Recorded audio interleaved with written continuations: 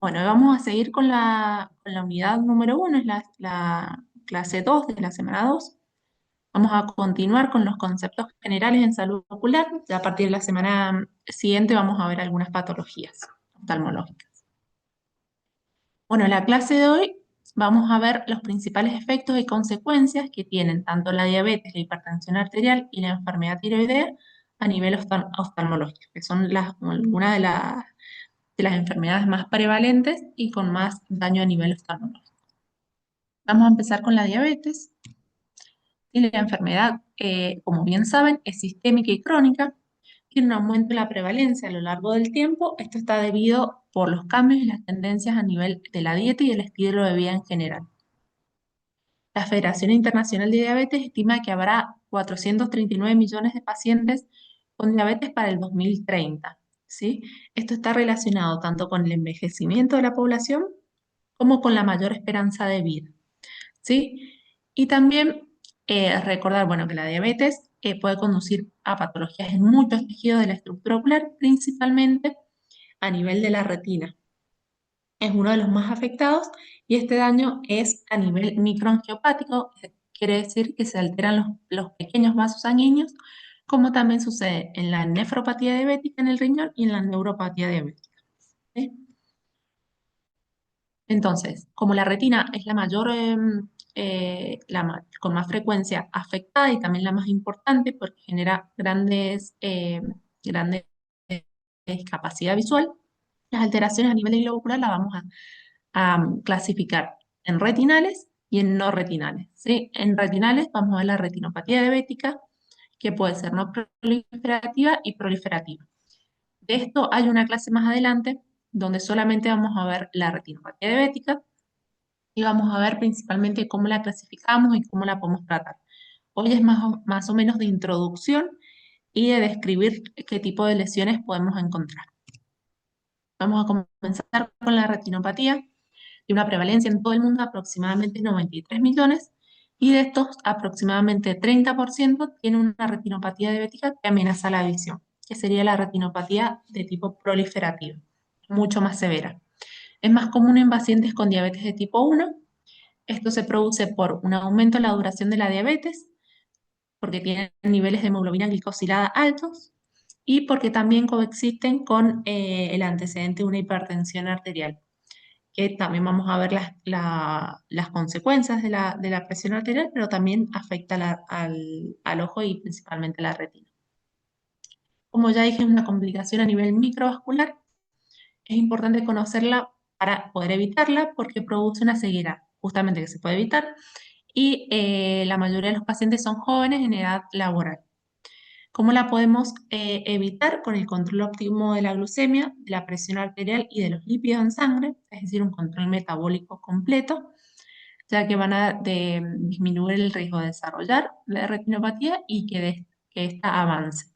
Y ya vamos a ver que si es muy leve el daño que se produjo, con un buen control metabólico, eso se puede revertir. No es así con estadios más severos. Entonces, ¿cuáles son los factores de riesgo para la aparición y la progresión? El mal control metabólico, glucémico, la hipertensión arterial, pacientes fumadores y pacientes que tengan algún antecedente oftalmológico que suponga algún tipo de daño a nivel ocular, como el antecedente de un glaucoma, el antecedente de una oclusión venosa retinal, el antecedente de una cirugía de cataratas. En los pacientes diabéticos, la cirugía de cataratas puede eh, provocar un avance en el estadio del daño en la retina. Y el embarazo también hay una mayor velocidad de progresión de la enfermedad. Vamos a repasar la anatomía de la retina. Habíamos visto en la clase pasada que forma parte de la túnica interna o sensorial, que es la más justamente interna. Está en contacto con el gel vítreo, con el humor vítreo. Es una estructura siempre transparente y delgada. Ahí vamos a ver que en el fondo ojo, como vimos las fotos, y ahí les voy a mostrar una, se ve la retina como si tuviese un color naranja. Esto es por los vasos de la retina y también porque está atrás la coroide y se ven los vasos. La coroide, recordemos que es la túnica vascular. y está compuesta por dos estructuras. La retina neurosensorial, que está formada por 10 capas, son estas de acá, y el epitelio pigmentario. ¿Sí? Entonces, en total la retina tiene 10 capas, el epitelio pigmentario que es una, y las 9 capas que forman la retina neurosensorial. Eso es a nivel histológico. Y a nivel macroscópico, vemos acá el fondo de ojo, esto era lo que les decía que se ve color naranja, si bien es transparente. Por detrás tenemos a la coroides, que tiene vasos. Todo lo que está por dentro de estas arcadas vasculares principales están constituidas por la arteria de la central de la retina y la vena central de la retina. Todo lo que está por dentro es la mácula, sí que tiene un diámetro aproximadamente de 5 a 6 milímetros. La mácula y principalmente la fovea son las que se encargan de la agudeza visual, ¿sí? Por lo tanto, en esa zona van a haber mayor concentración de conos, que son los fotorreceptores, que justamente se cargan de esta función. Y a medida que nos alejamos de la mácula, van a ir disminuyendo los conos y van a aumentar los bastones. Y la fovea es esta estructura interna, ¿sí? Es más pequeña, tiene un diámetro aproximado de 1,5 milímetros y ahí se concentra la mayor cantidad de conos. Y bueno, y por detrás, perdón, por alrededor de estas arcadas vasculares principales está toda la retina periférica. El vítreo está por delante de la retina, es lo que le da forma y consistencia al globo ocular. Presenta un volumen de 4 milímetros y representa 4 quintos del volumen ocular. Es una sustancia gelatinosa, transparente, constituida principalmente por agua, ácido hialurónico y colágeno tipo 2. Y tiene la función de distribuir los metabolitos usados por el cristalino, que está representado acá, el cuerpo ciliar y la retina. ¿Sí? Después vamos a hacer un breve repaso de la circulación de la retina, porque es lo que más se va a afectar en estas dos patologías, principalmente la diabetes y la hipertensión arterial. El sistema arterial comienza en la arteria central de la retina, que ingresa al globo ocular a nivel del nervio óptico. Esta de acá, ahí, esta es la arteria central de la retina y esta es la vena central de la retina.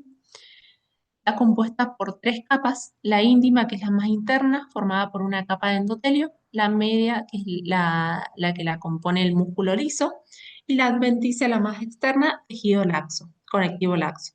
¿Sí? Después de las arteriolas se van ramificando, perdón, las arterias se van ramificando y forman las arteriolas, que su pared solamente contiene músculo liso, y después de las arteriolas se forman los capilares, que es la estructura vascular más pequeña.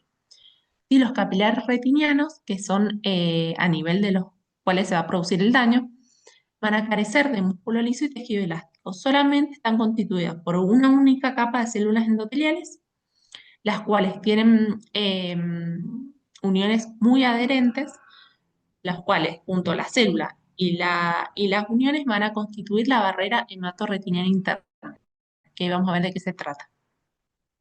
Y también es importante conocer a los pericitos, que son estas células que están graficadas acá de color verde, que son células que envuelven a los capilares y le intervienen en la autorregulación, ¿sí? De la circulación. Y son las que en primera instancia se dañan, ¿sí? Los pericitos y provocan alteración en la microvasculatura. Después pasamos a las vénulas y a las venas. Las vénulas pequeñas son más grandes que los capilares, pero tienen una estructura que es bastante similar. Después, a nivel de su recorrido, se van a ir formando las vénulas más grandes, que ahí sí contienen músculo liso, y se juntan para formar las venas.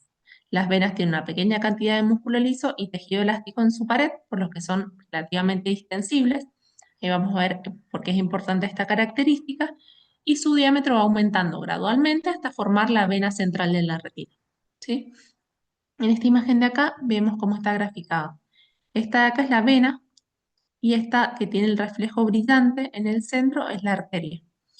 Esto es importante, lo vamos a ver ahora enseguida. En la hipertensión arterial es importante conocer que La vena siempre pasa por debajo de la arteria, ¿sí? Como se ve en este caso. Entonces, cambios a nivel de la arteria van a producir oclusión a nivel de las venas y alteraciones. ¿Sí? Eso es un cruce arteriovenoso normal.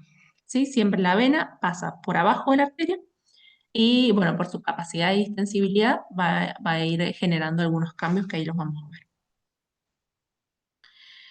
Las barreras hematorretinianas es una estructura especializada en el ojo, hay dos, ¿sí? Y su principal función es de regular el paso de sustancias entre la sangre hacia la retina.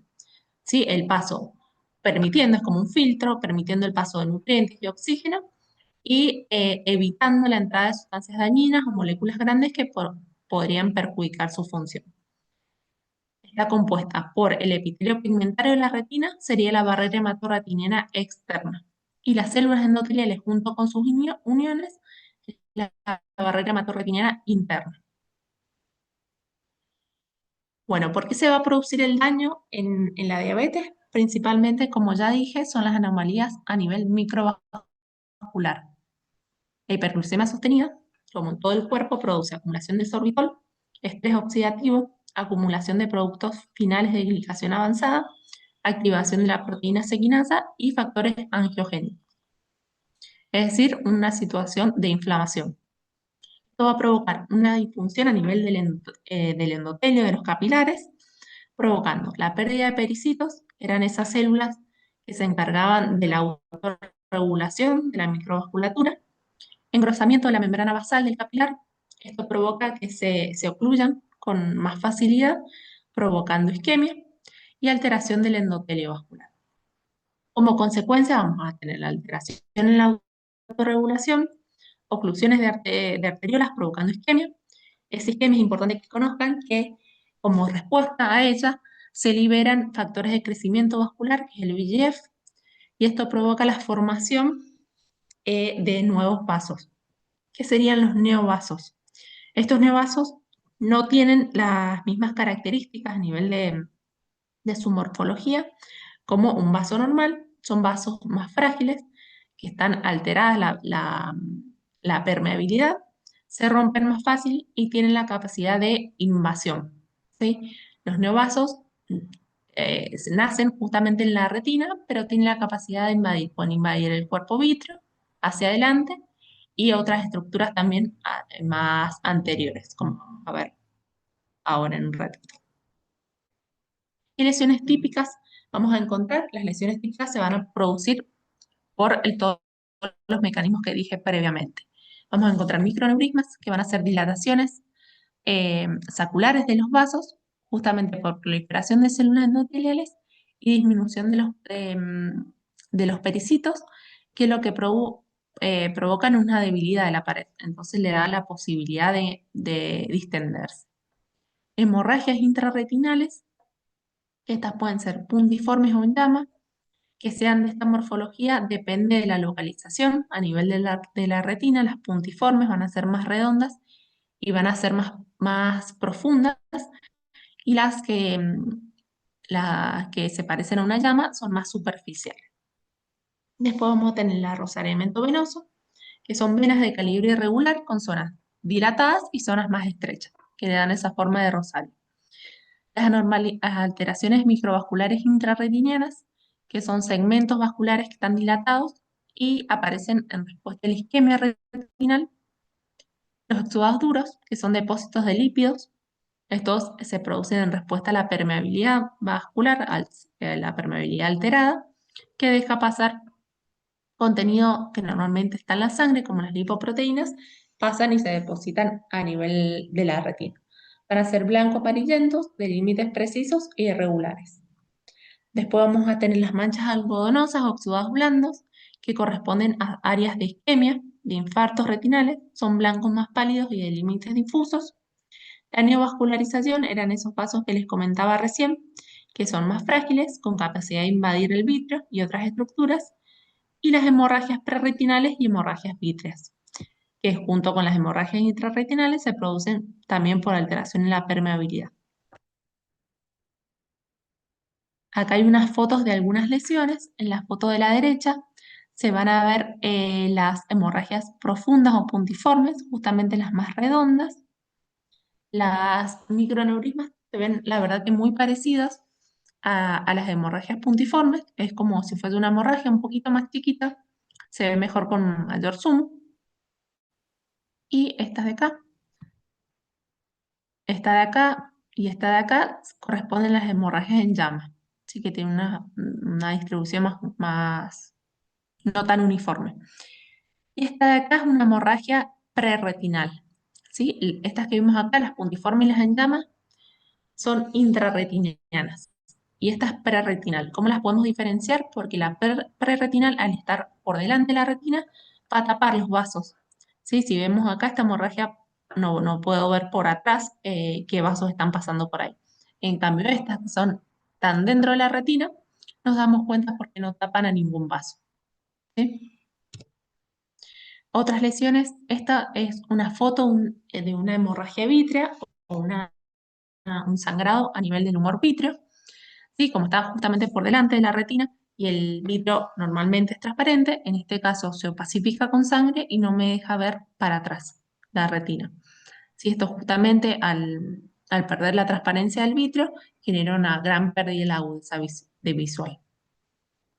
Estos son el arrozamiento venoso, son venas con zonas de más estenosis y zonas más dilatadas como se ven en esta zona. Estas son las anormalidades microvasculares intrarretinianas, que se llaman IRMA por las siglas.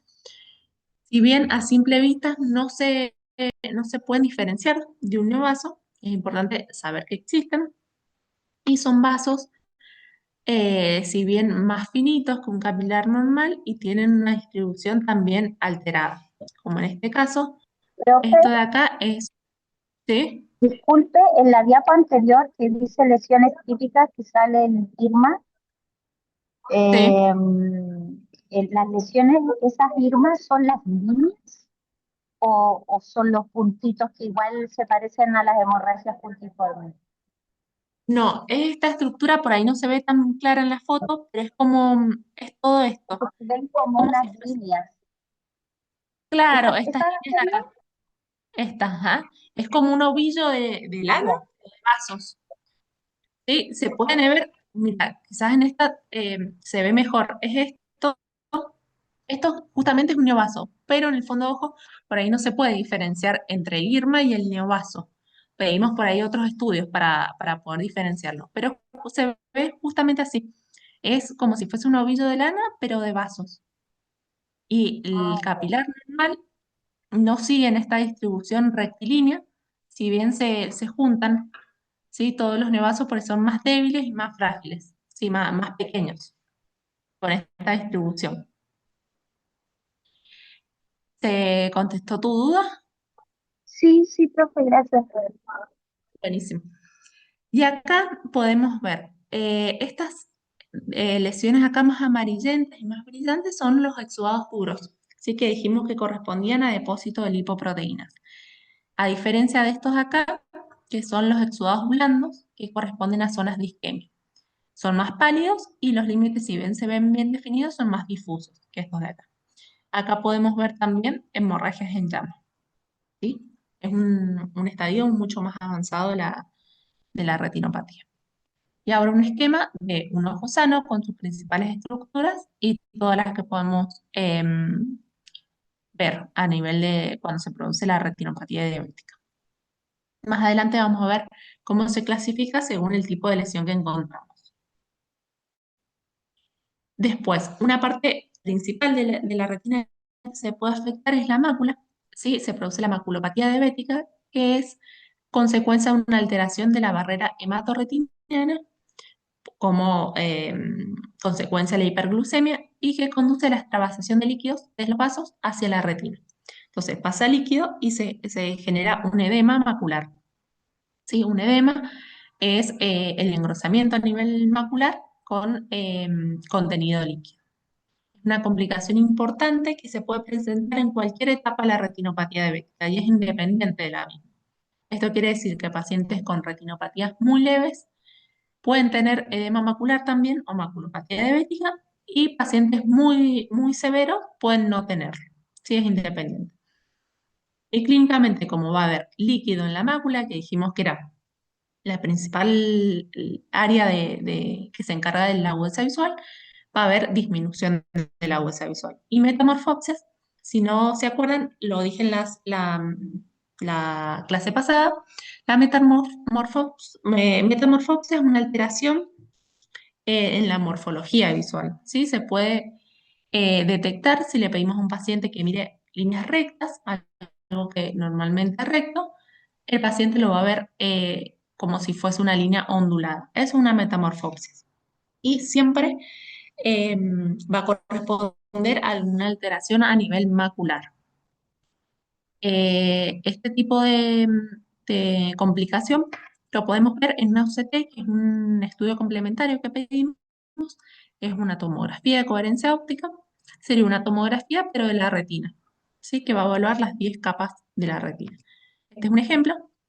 Esta imagen de acá abajo es una OCT, una tomografía normal, donde se puede ver todas las capas de la retina y esta configuración que es normal hacia adentro a nivel macular. ¿Sí? Es la parte más fina de la retina, justamente porque a este nivel van a estar los conos y necesitamos que llegue la luz directamente a estimular a los conos. Y a diferencia de este ejemplo de acá, que es de un edema macular o maculopatía diabética. Si ven acá, no tiene esa configuración normal que es más delgada a nivel central, justamente forma esta jiba hacia el interior. ¿Sí? Esto genera un espesor aumentado de la mácula y estos quistes llenos de líquido. ¿Sí? Obviamente el paciente no va a ver bien, ¿sí? Causa disminución en la agudeza visual. Y muchas veces se corresponde con exudados duros, que son estos de acá, a nivel también macular. Muchas veces, como justamente se altera la permeabilidad vascular, pasa el líquido y también pasan otras componentes de la célula, como componentes sanguíneos, como los exudados duros, que son los lípidos, ¿sí? Entonces, si vemos este fondo de ojo, es muy probable que el paciente tenga un edema macular. ¿Qué podemos hacer ante la sospecha de un paciente con retinopatía diabética? Preguntar siempre la duración de la diabetes, hace cuánto la tiene, el control glucémico pasado, la última hemoglobina glicosilada, que nos da un promedio de las glucemias en los últimos 3 meses. Los medicamentos que toma para ver el control metabólico, si tiene algún antecedente patológico, y la historia ocular. ¿Sí? Pacientes con una agudeza visual de menos de 20/40 con correcciones, es decir, con lentes, o que sientan que han perdido la visión, requieren derivación inmediata para control, ¿sí? Principalmente con un fondo de ojo dilatado. ¿Cuándo es obligatorio hacer el fondo de ojo? A los 5 años del diagnóstico para un diabético tipo 1, y al momento del diagnóstico para el diabético tipo 2. ¿Sí? Esto no quiere decir que a esa altura de la diabetes va a tener alguna alteración. Simplemente es para un screening y control. Y bueno, además, el control metabólico del paciente. Bueno, antecedentes de cirugías o tratamientos médicos, quirúrgicos, oftalmológicos, justamente como ya dije, la cirugía catarata provoca eh, aumenta la severidad de la retinopatía diabética. Eso con respecto a la retina, ya vamos a ver más adelante cómo la podemos clasificar en base a esos tipos de lesiones. A nivel corneal, hay una disminución en la sensibilidad corneal. Esto es lo mismo que se produce en la neuropatía diabética a nivel de los miembros inferiores, pero a nivel corneal. Por esto mismo hay un aumento en la incidencia de úlceras, tanto neurotróficas, y también hay una alteración en la cicatrización del paciente diabético. Eso los hace más propensos a realizar infecciones, ¿sí? Se ulceran más rápido y se infectan también más rápido. Y también podemos encontrar anormalidades en los complejos de la membrana basal, quiere decir que tienen menos adhesividad de la membrana basal el epitelio, entonces se puede desprender más fácilmente. Y eso también provoca úlceras. Estos dos mecanismos se producen por cambios en la composición bioquímica inducidas por un aumento del sorbitol y de la fructosa. Y más o menos todas las alteraciones se van a producir por lo mismo. Bueno, como consecuencia, una queratitis, que es la inflamación de la superficie de la córnea, pobre cicatrización y defectos epiteliales persistentes, que serían las úlceras. Otra patología que podemos encontrar en un paciente diabético es el glaucoma. Este también hay una clase específica de glaucoma. Les voy a hacer una breve introducción para que lo vayan conociendo. El glaucoma es la principal causa de ceguera que es irreversible en todo el mundo. El principal factor de riesgo es una presión intraocular elevada, que quiere decir mayor a 21 milímetros, que esa presión intraocular elevada va a provocar cambios a nivel del nervio óptico que resultan en una pérdida progresiva del campo visual y muerte de células ganglionares. Las células ganglionares de la retina son las que van a ir a formar los axones del nervio óptico. Entonces, si produce muerte y apoptosis, esa pérdida del campo visual va a ser irreversible. ¿Sí? Lo que se perdió en el glaucoma lamentablemente no se puede volver a recuperar. Por eso es tan importante el diagnóstico temprano. En pacientes diabéticos tienen mayor prevalencia del glaucoma de tipo crónico de ángulo abierto y también en casos mucho más avanzados el glaucoma neovascular. Este tipo de glaucoma, como les mencioné previamente, estos neovasos que se forman en la retina pueden ir avanzando, ¿sí? Pueden avanzar hasta el seno camerular, que es el ángulo irido-corneal, donde encontramos el área donde se reabsorbe el humor acuoso. Si no se puede reabsorber el humor acuoso, queda dentro del ojo y aumenta la presión ocular. Ese es el glaucoma neovascular, ¿sí? Que se produce por neovasos a nivel del área de reabsorción del humor acuoso, que es un mecanismo distinto al glaucoma crónico de ángulo abierto. ¿Por qué se produce el glaucoma? Por lo mismo, la alteración de lípidos, anomalías del metabolismo de lípidos causan un estrés oxidativo, promoviendo la apoptosis celular. La retina eran los pericitos, acá son las pérdidas de las células ganglionares de la retina. Van a provocar alteraciones en la remodelación del tejido conectivo por la metaloproteinasa 9, que va a afectar tanto la lámina cribosa. La lámina cribosa es una estructura por la cual salen los axones del nervio óptico del globo ocular. Es decir, los axones del nervio óptico salen del globo ocular a través de la lámina cribosa, ¿sí? Salen hacia la órbita. Si se altera esa estructura, mecánicamente puede alterar los axones y provocar daño.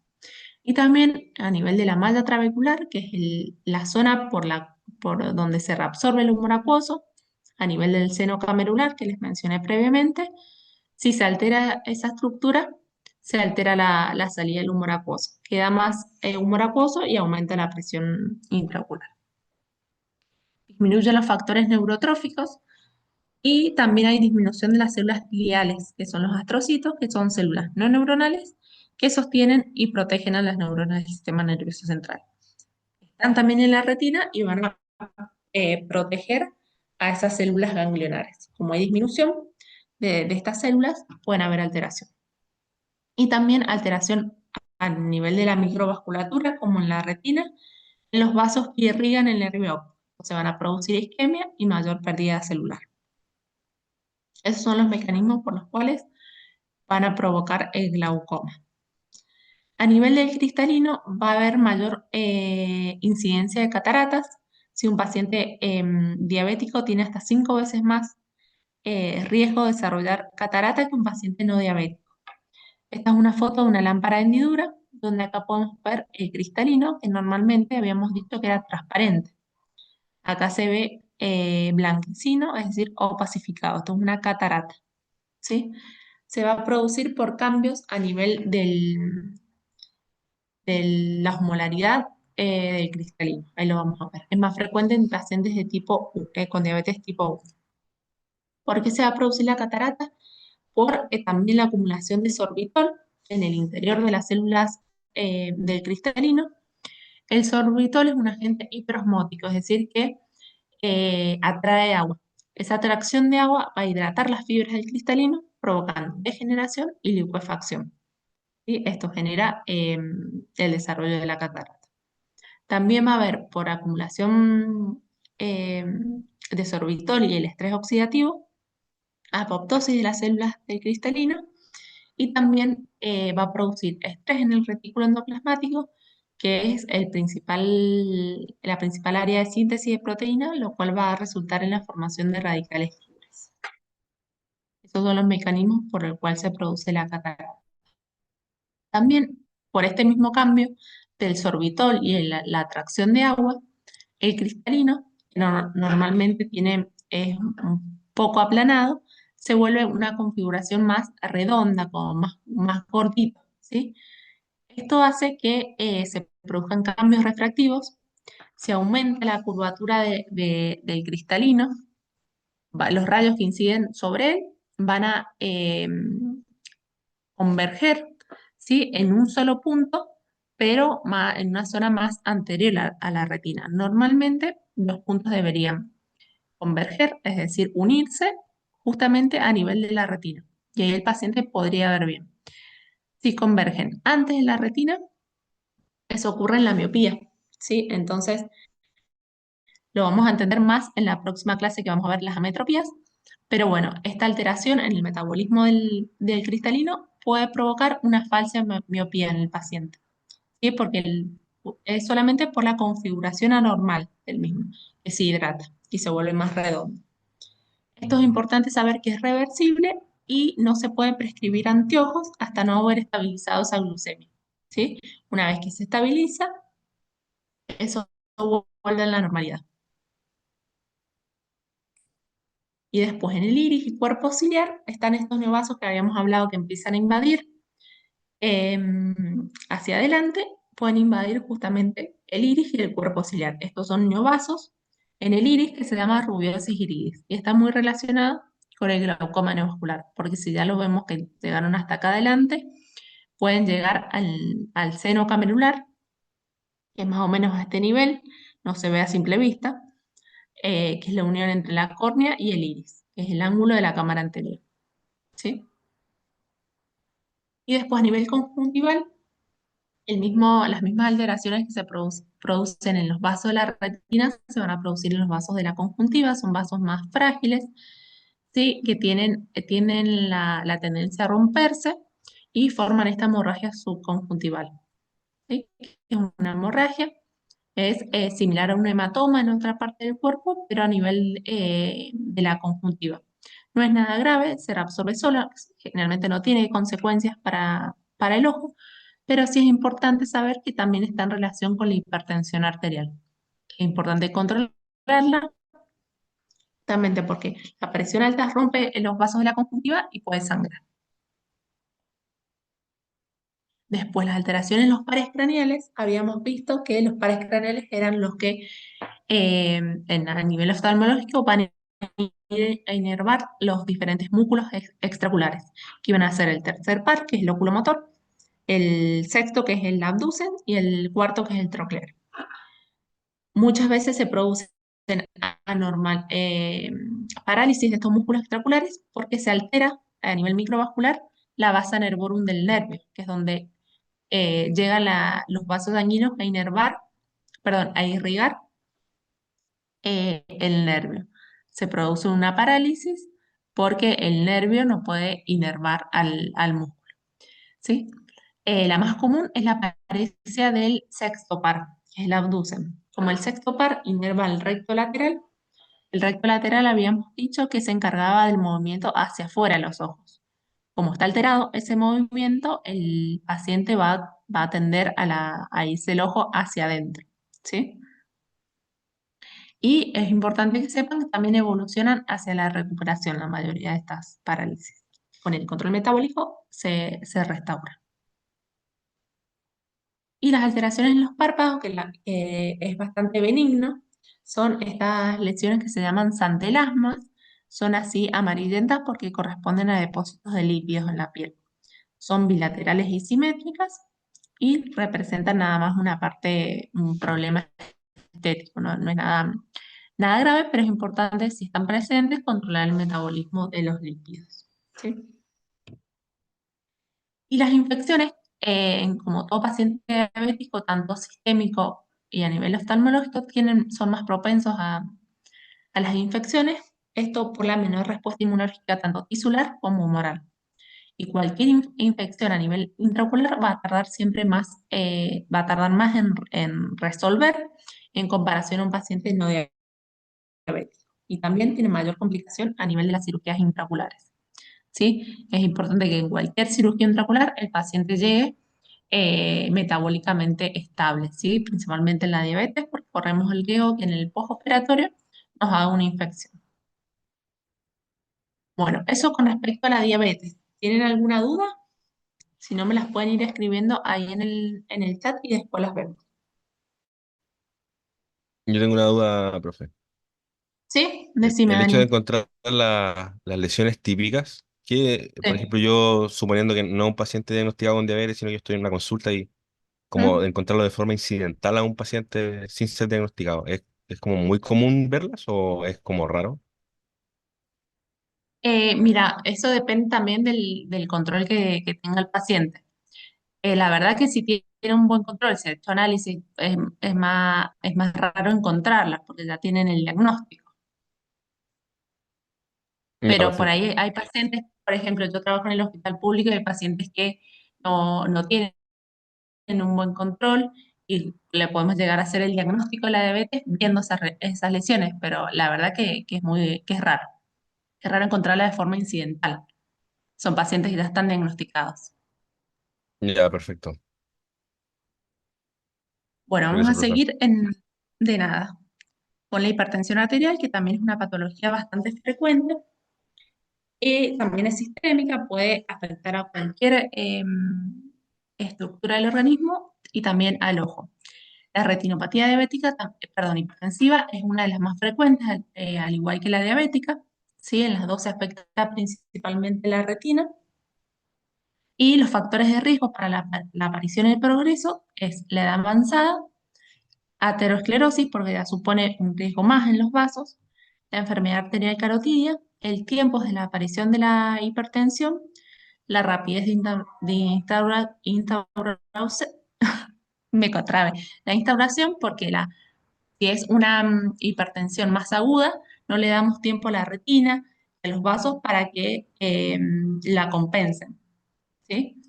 Eh, por eso, en la parte más crónica ya vamos a ver qué cambios van a ir produciendo los vasos y que provocan daños mucho más leves y más lentos que podemos por ahí llegarlos a tratar y no llegar a un estadio mucho más severo.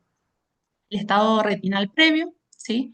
Porque muchas veces encontramos pacientes con otras patologías como oclusiones arteriales o oclusiones venosas que suponen otro, otra patología que puede provocar isquemia. Entonces ya tienen una alteración previa en la retina. Y justamente la severidad de la hipertensión arterial que está muy relacionada con si es aguda o crónica, ¿sí? Bueno, el primer paso que vamos a ver, hay distintas fases que se producen en respuesta a una hipertensión arterial. El primer paso es la fase de vasoconstricción, que se produce por un aumento de la presión intraluminal, que sería el aumento de la presión arterial.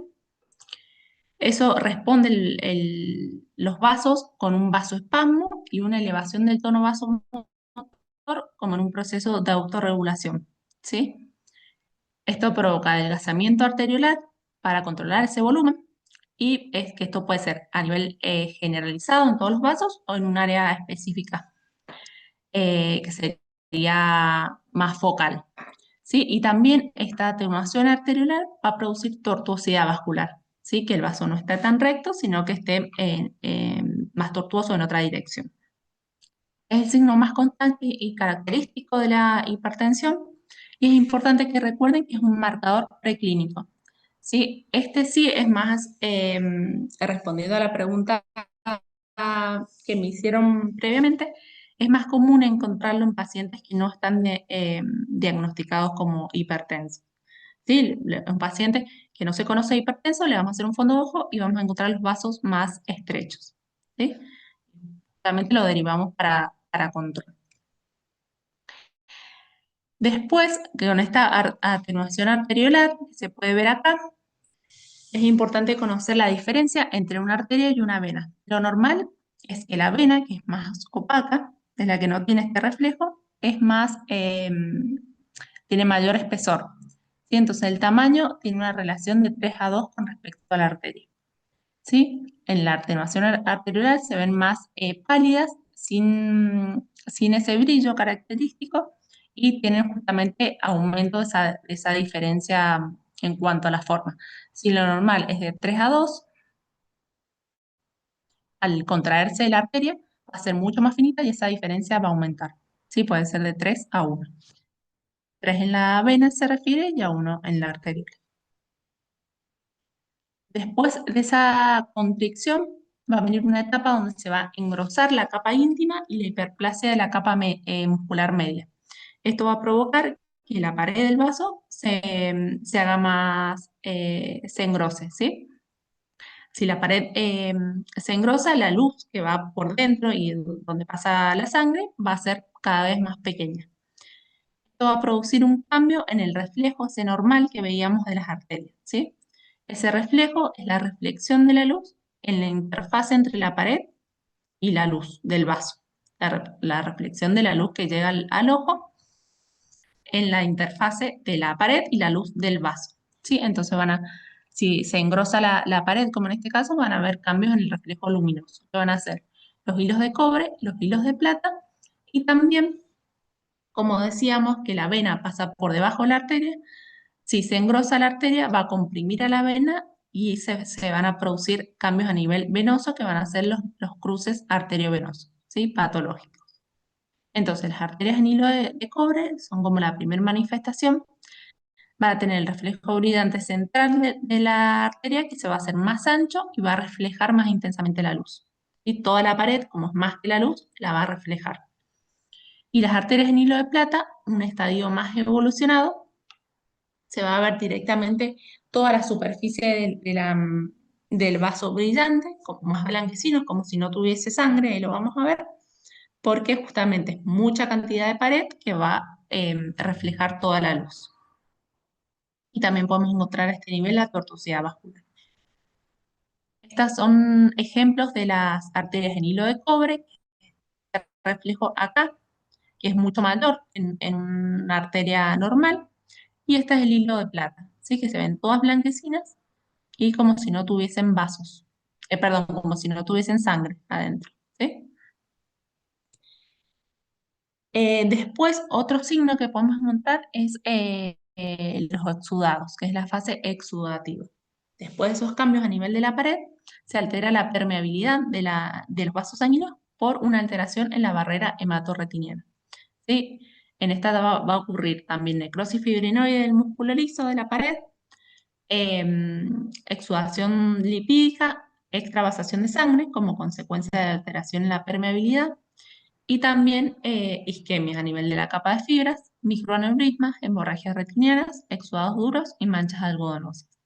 Como el mecanismo fisiopatológico es muy parecido al de la diabetes, las lesiones también en esta etapa van a ser muy parecidas. Acá podemos ver en el fondo de ojo exudados blandos, que corresponden a isquemias más difusos y más pálido de color, y acá a nivel de peripapilar, del nervio óptico, podemos encontrar los exudados duros, que son más brillantes y se ven mejor. Y acá podemos tener también hemorragias. Esta más en llama y esta más puntiforme. Después pasamos a los cruces arteriovenosos patológicos, que ya mencioné que eran cambios a nivel venoso por alteraciones en la pared de las arterias, que los comprimen, y justamente como las venas tienen una capacidad de distensibilidad, se van a distender como esta parte, se ve como la vena pasa por debajo, se comprime a este nivel, no se ve la vena, y después se ensancha, ¿sí? Justamente pues se acumula la sangre. Se producen por arteriosclerosis, esos cambios a nivel de la arteria, y también están relacionados con la gravedad en la hipertensión, ¿sí? Se producen en el cruce, también es importante porque comparten la adventicia. es la capa más externa, la arteria y la vena, entonces es más fácil que se comprime. Pues las complicaciones que vamos a tener en la retinopatía hipertensiva son las oclusiones arteriales, que la oclusión arterial es un infarto, se tapa una arteria, como pasa en el corazón, bueno, pasa también en la retina.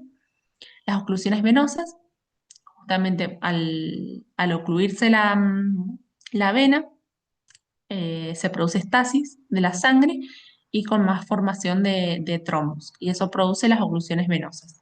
Y también la formación de macroaneurismas, pero principalmente esas dos. Son las complicaciones que también las vamos a ver más adelante.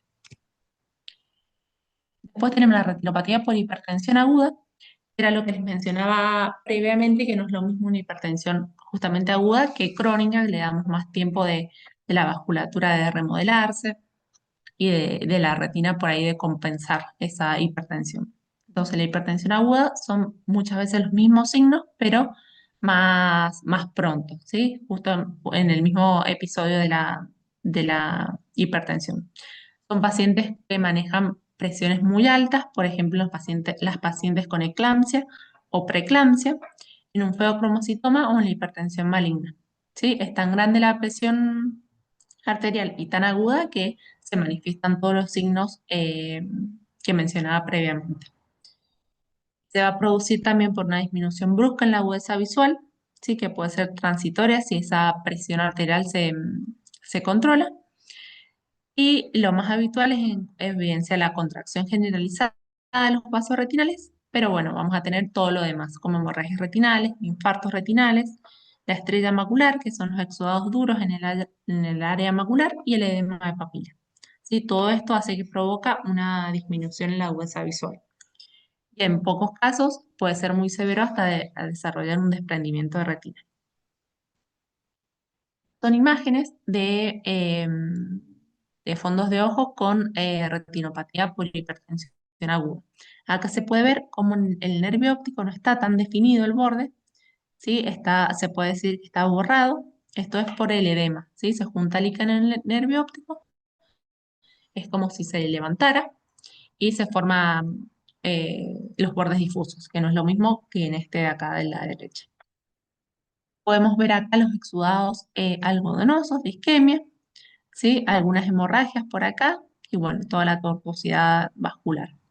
Y en esta de acá también hemorragias acá en llama, exudados algodonosos y los exudados duros que son más brillantes en el área macular, que forman esta configuración, se puede llamar también estrella macular. Y también a nivel más sistémico pueden tener manifestaciones como la encefalopatía, cefaleas, confusión mental, somnolencia, náuseas, vómitos, malestar general, hasta llegar a una insuficiencia renal o cardíaca, solamente por el episodio de hipertensión aguda. Y la neuropatía hipertensiva es la alteración del nervio óptico en respuesta a la hipertensión, ¿sí?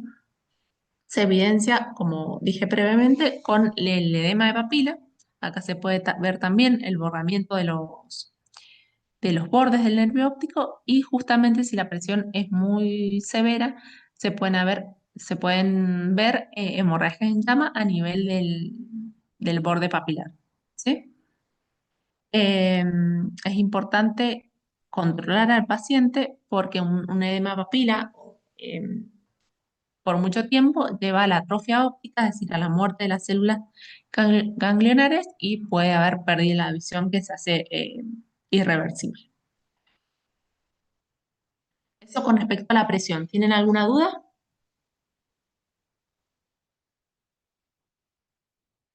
No, profe. Buenísimo. Vamos a pasar a las afectaciones por la glándula tiroides. A ver, voy a ver el chat, no sé si me han escrito. Ah, no, nada.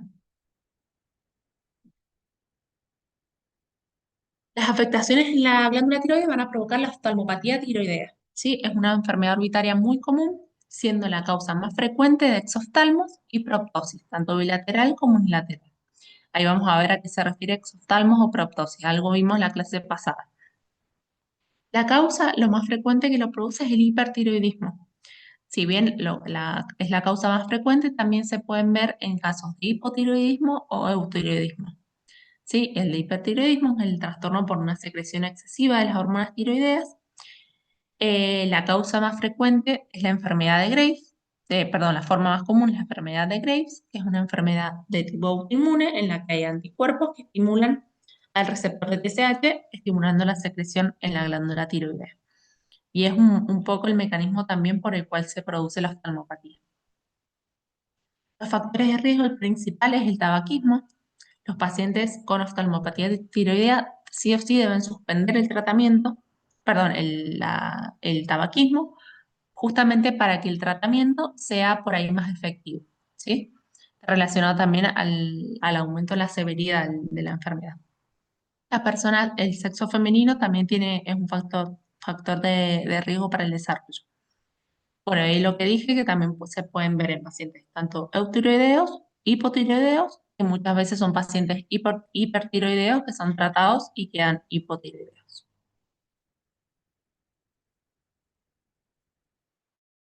Fisiopatología también es muy parecido a lo que sucede en la glándula tiroides, es una reacción autoinmunitaria, ¿sí? En la órbita. Estos son principalmente cambios que suceden a nivel de la órbita, ¿sí? No tanto del globo ocular. En la órbita hay receptores de TSH que los anticuerpos justamente se unen al receptor de TSH y van a activar otros mecanismos. Principalmente las células que se activan son los fibroblastos que están en la órbita, ¿sí? Que se activan con esos anticuerpos y también los linfocitos de tipo T principalmente. Y se van a iniciar dos vías. La primera, al estimular los fibroblastos, van a conducir a producir más glicosaminoglicanos, ¿sí? Que son estructuras que también tienen un componente hiperosmótico que van a atraer agua, ¿sí? Provocando el edema del músculo extraocular y la inflamación del músculo, ¿sí? Recordemos que dentro de la órbita vamos a encontrar los músculos extraoculares y la grasa principalmente. Entonces, esta como es una patología orbitaria, son las principales estructuras que se van a alterar. Y la segunda es la vía de la adipogénesis, ¿sí? La combinación de la inflamación muscular que resulta en un aumento del músculo extraocular con la adipogénesis, es decir, con la producción de más grasa. El retroocular es el mecanismo por el cual va a producir proptosis, es decir, el desplazamiento del globo hacia adelante, ¿sí? Esas son las dos principales causas. ¿Qué clínica vamos a encontrar en estos pacientes? A ver, principalmente la podemos dividir en dos fases. La fase congestiva, que son todas las manifestaciones inflamatorias, ¿sí? Esta es una enfermedad muy inflamatoria que puede durar hasta 1 a 3 años, ¿sí? Y después de esa fase inflamatoria viene una fase fibrótica, donde se pueden ver las secuelas de esa fase inflamatoria y el ojo está menos inflamado, ¿sí? Principalmente son las secuelas, que en este caso, como se alteran los movimientos oculares, una de las secuelas va a ser la alteración a ese nivel. Hallazgos clínicos, o el cuadro clínico, los vamos a dividir en las afectaciones de partes blandas, en la retracción palpebral o proptosis, la neuropatía óptica y en la miopatía tipo restrictiva, que vamos a ver de qué se trata. Afectaciones de partes blandas, si bien es una inflamación, una enfermedad inflamatoria de la órbita, esa inflamación también va a llegar al globo ocular, provocando edema y eritema de ambos párpados, ¿sí? Como se ve en la foto, de la conjuntiva, que es la parte blanca ahí, y también de esta estructura que se llama carúncula, ¿sí? Todas estas estructuras se pueden inflamar y van a producir eritema o edema. La equimosis es la acumulación de líquido de agua en el nivel de la conjuntiva, y todas estas estructuras también, al inflamarse, van a provocar sensación de cuerpo extraño. Al estar inflamadas, van a provocar que el ojo no se cierre de forma completa, ¿sí? Que se denomina lagoftalmos. Si el ojo no se cierra de manera completa, va a quedar expuesto con el riesgo de desarrollar úlceras, ¿sí? Que esas úlceras no cicatricen y se infecten. Porque al quedar abierto, se evapora más rápidamente la lágrima y se seca y justamente la lágrima es lo que nutre la superficie del ojo. Después el exoftalmo, que es algo muy característico de esta patología, y es si un paciente sin antecedentes lo presenta, la principal patología a descartar es la enfermedad tiroidea, el hipertiroidismo, ¿sí? El exoftalmos es la retracción del párpado hacia atrás, ¿sí? En estos casos se va a producir, lo normal es que sea bilateral, en este caso es unilateral del ojo derecho, pero lo normal es que sea bilateral. Se va a producir por una hiperactividad del músculo de Müller, que es un músculo que se encarga del elevar el párpado. La, como, como ya saben, el hipertiroidismo hay una estimulación simpática a nivel sistémico. Bueno, afecta también este músculo que va a estar todo el tiempo activado y va a producir esa elevación del párpado. Y también puede ser por fibrosis de músculo que contribuyen a cerrar la hendidura palpebral. La hendidura palpebral me refiero al espacio entre los dos párpados, ¿sí? Superior e inferior. Como hay fibrosis, los músculos no pueden actuar y no pueden cerrar la hendidura, entonces queda más abierta. Son los retractores de los párpados, el recto inferior, el superior y el músculo elevador del párpado superior. La proptosis es el desplazamiento del globo ocular hacia afuera de la órbita, como se ve acá en la imagen del medio. Se produce tanto por el aumento del músculo, por esa hidratación que dijimos, por la acumulación de glicosaminoglicanos y también por el aumento del tejido graso, que se encuentran en la órbita y empujan el globo ocular hacia afuera. ¿Sí? Este es un caso de proptosis y también de exoftalmos. ¿Sí? Las dos generan esta mirada de tipo asustada, ¿sí? Y en este caso es una proptosis unilateral, en la tercera imagen. Después la miopatía puede verse afectado uno o varios músculos extraoculares. El más frecuente que se afecta es el recto inferior, ¿sí?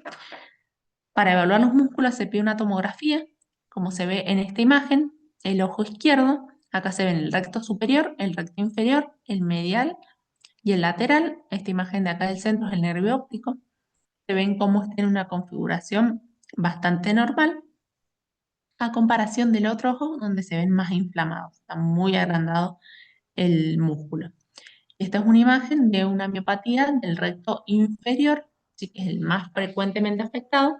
El recto inferior lleva el ojo hacia abajo, entonces al estar afectado va a predominar la acción del superior, entonces el ojo va a estar hacia arriba.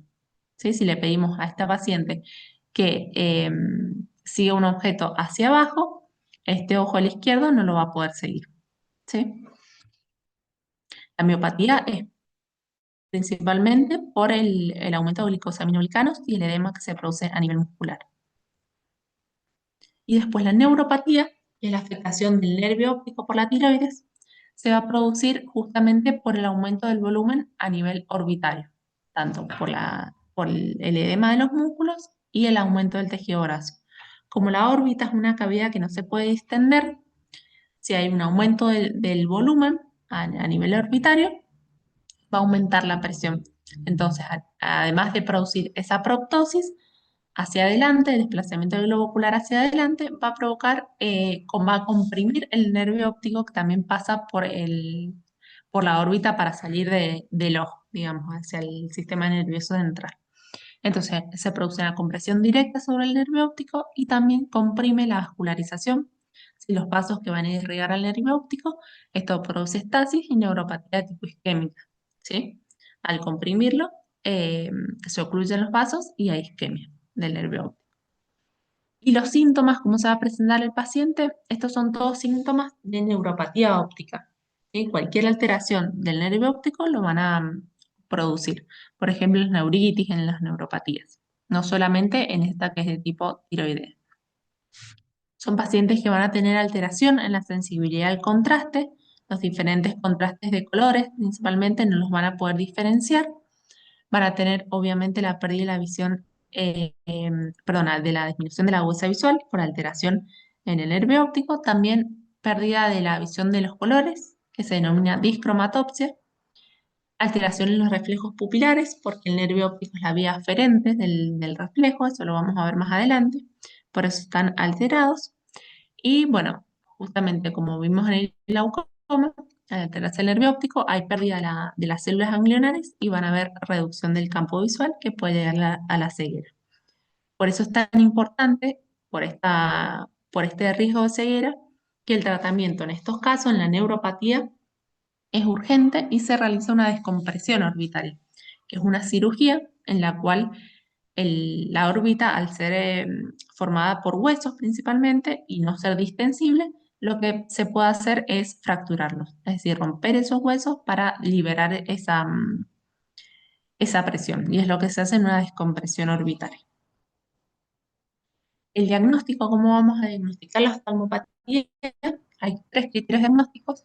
El primero es tener un antecedente de enfermedad o disfunción tiroidea, que tengan clínicas de orbitopatía tiroidea, todos los síntomas, los signos y síntomas que vimos previamente, los signos palpebrales, los oculares, alteraciones a nivel muscular o síntomas de neuropatía óptica compresiva, y también que tengan una imagen, que puede ser una tomografía, como se ve en este caso, o también puede ser una resonancia donde se evidencie el compromiso a nivel muscular, que principalmente se ve como el engrosamiento. En este caso, a comparación del paciente de la derecha, el de la izquierda tiene, perdón, el de mi derecha, tiene aumentado el tamaño muscular. Y este es otro corte de tomografía donde se puede evidenciar la proptosis, que es el desplazamiento hacia adelante.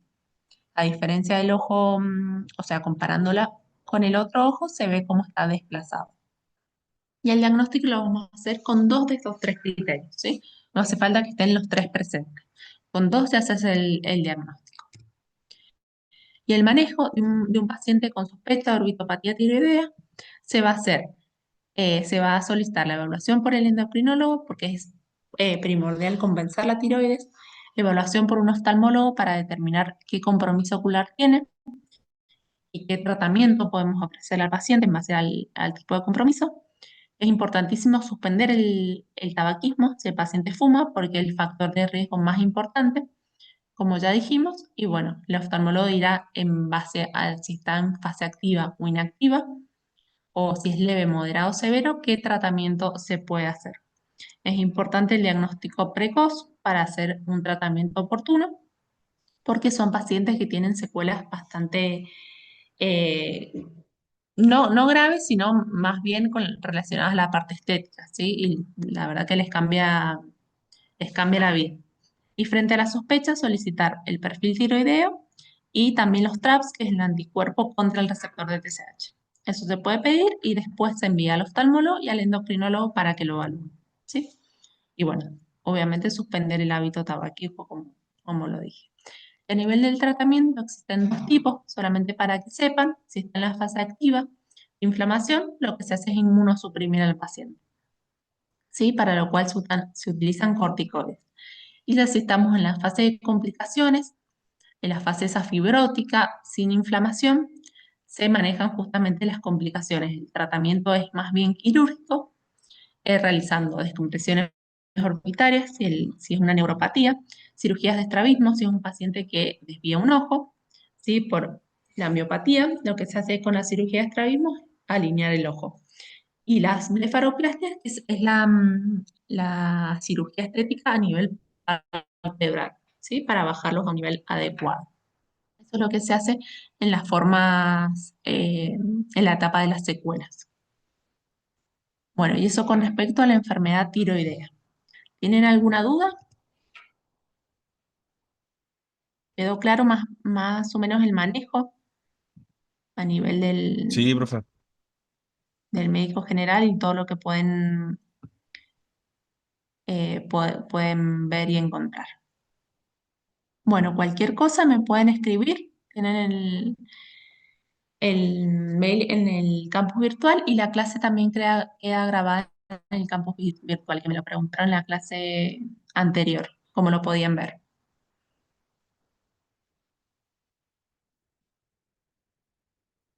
Bueno, cualquier cosa después, si surge alguna duda, me la pueden preguntar también en la clase que viene. queda también el PowerPoint, ya está subido. Bueno, si no tienen ninguna duda, nos vemos. Muchas gracias, Ah, profe. sí, ahí me escribiste en el chat, ¿puede ser? Ah, sí, René, está presente.